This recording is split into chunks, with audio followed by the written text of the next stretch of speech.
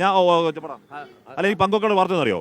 ദേശീയപാത അതോറിറ്റി തിരിച്ചടി എന്നൊരു വാർത്ത പങ്കുവെക്കാനുണ്ട്. പാലക്കാട് ടോൾ തടഞ്ഞതിനെതിരായ അപ്പീൽ സുപ്രീം കോടതി തള്ളി. ഹൈക്കോടതിയിൽ ഇടക്കാല ഉത്തരവിൽ ഇടപെടില്ലെന്ന് സുപ്രീം കോടതി പറയുക. പൗരന്മാരുടെ ദുരവസ്ഥയിൽ തങ്ങൾക്ക് ആശങ്കയുണ്ടെന്ന് കോടതി പറയും. കൊള്ളാം അല്ലെ? കൊള്ളാം, സൂപ്പറായിട്ട്. അല്ല, ഇതിലെ ഏറ്റവും അഭിവാദ്യങ്ങൾ സുപ്രീം കോടതിക്ക് അഭിവാദ്യങ്ങൾ. ഇതിലെ ഏറ്റവും വലിയ പ്രശ്നം, ഞാനൊരു ഇന്ത്യൻ നാഷണൽ കോൺഗ്രസിന്റെ സ്ഥാനാർത്ഥിയായിട്ട് കൊരട്ടിയിൽ മത്സരിച്ച് ജയിച്ച ആളാണ്. ഇവിടെ എല്ലാ ജനങ്ങളും പറയുന്നത് എല്ലാ രാഷ്ട്രീയ പാർട്ടിയുടെ നേതാക്കന്മാരും ഈ കമ്പനിയുടെ മാസപ്പടി പണം കൈപ്പറ്റുന്നുണ്ടെന്നുള്ള അങ്ങനെ സംശയിച്ച തെറ്റൂല. അല്ല, ഇത് പറയാനുള്ള കാരണം എന്നറിയോ? ഈ പ്രശ്നത്തില് ഒരു രാഷ്ട്രീയ പാർട്ടിയുടെയും നേതാക്കന്മാരോ അല്ലെങ്കിൽ ജയിപ്പിച്ചുവിട്ട ജനപ്രതിനിധികളോ വ്യക്തമായിട്ട് ഇടപെടാൻ മടിക്കുന്നു.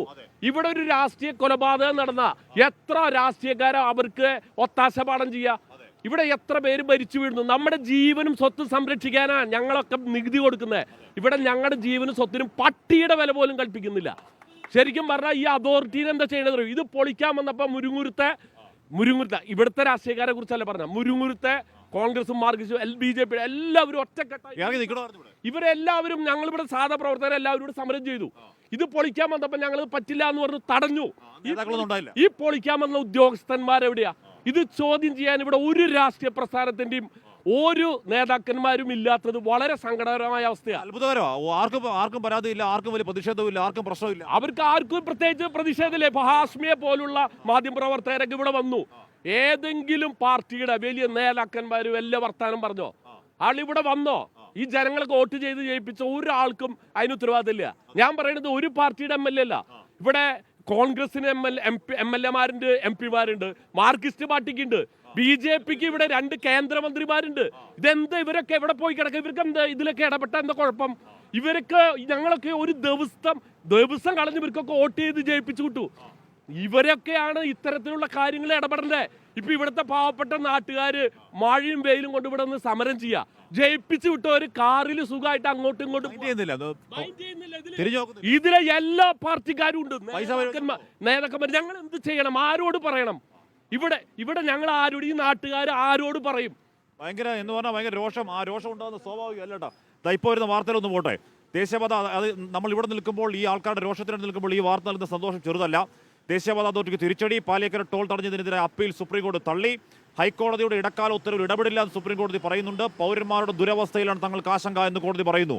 അച്യുതൻ ആ വാർത്തയുടെ അച്യുതൻ ഇവിടെ നിൽക്കുമ്പോൾ, മുരിങ്ങൂർ നിൽക്കുമ്പോൾ, ഇവരുടെ രോഷം കാണുമ്പോൾ, സങ്കടം കാണുമ്പോൾ ഈ വാർത്തയിൽ വലിയ സന്തോഷമുണ്ട്. നമ്മൾ കഴിഞ്ഞ ദിവസങ്ങൾ കണ്ടതാണ് സുപ്രീം കോടതിയിൽ ഏത് രീതിയിലാണ് കേന്ദ്ര സർക്കാർ ദേശീയപാത അതോറിറ്റി ഇല്ലാത്ത പടം കാണിച്ച് തെറ്റിദ്ധരിപ്പിക്കാൻ നോക്കിയതെന്നും സുപ്രീം കോടതി പൊളിച്ചതെന്നൊക്കെ നമ്മൾ കണ്ടതാണ്.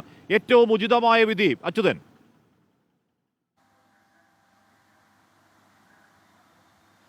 ഹാഷ്മി, തീർച്ചയായിട്ടും ദേശീയപാത അതോറിറ്റി നൽകിയ ഹർജി സുപ്രീം കോടതി തള്ളിയിരിക്കുകയാണ്. അതായത് പാലക്കാട് ടോൾ തടഞ്ഞ ഹൈക്കോടതി ഉത്തരവിനെതിരായിരുന്നു ദേശീയപാത അതോറിറ്റി സുപ്രീം കോടതിയെ സമീപിച്ചത്. ഈ സുപ്രീം കോടതിയെ സമീപിച്ചുകൊണ്ട് ദേശീയപാത അതോറിറ്റി അറിയിച്ചത് 5 കിലോമീറ്ററിൽ മാത്രമാണ് പ്രശ്നം നേരിടുന്നത്. അതായത് ആകെ 65 കിലോമീറ്റർ ഹൈവേയിൽ 5 കിലോമീറ്ററിൽ മാത്രം പ്രശ്നം നേരിടുന്നു എന്ന് പറയുന്നു.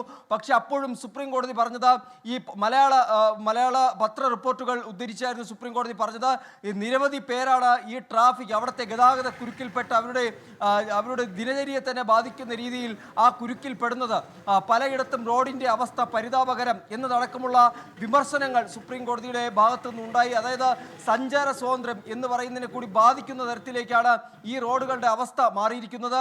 1 കിലോമീറ്റർ പിന്നിടാൻ അല്ലെങ്കിൽ 1 മണിക്കൂർ കൊണ്ട് പിന്നിടേണ്ട ദൂരം 12 മണിക്കൂർ എടുത്ത് പിന്നിടേണ്ട ഗതികേടിലേക്ക് ജനങ്ങൾക്ക് പോകേണ്ടി വന്നു എന്നാണ് സുപ്രീം കോടതി വിമർശനം ഉന്നയിച്ചത്. എന്നാൽ പ്രധാന കരാർ കമ്പനി കൈയൊഴിയുന്ന മട്ടിലായിരുന്നു ഇന്നലെ സുപ്രീം കോടതിക്ക് ഹൃദയം നിറഞ്ഞ നന്ദി. ഈ നാട്ടുകാർക്ക് വേണ്ടി സുപ്രീം കോടതിക്ക് ഹൃദയം നിറഞ്ഞ നന്ദി. ഈ പറഞ്ഞതിൽ തെറ്റിദ്ധരിപ്പിക്കാൻ നോക്കി തെറ്റിദ്ധാരണയിൽ വീഴാത്ത, അത് ഒരുപക്ഷെ കോടതിയുടെ സ്വാനുഭവത്തിൽ നിന്ന് കൂടിയാവണം ആ തീരുമാനം. ഈ പറഞ്ഞ കരാർ കമ്പനിക്ക് മുഖമടച്ചിട്ടുന്ന അടിയാണ് എന്ന കാര്യം പറയാൻ തർക്കമില്ല.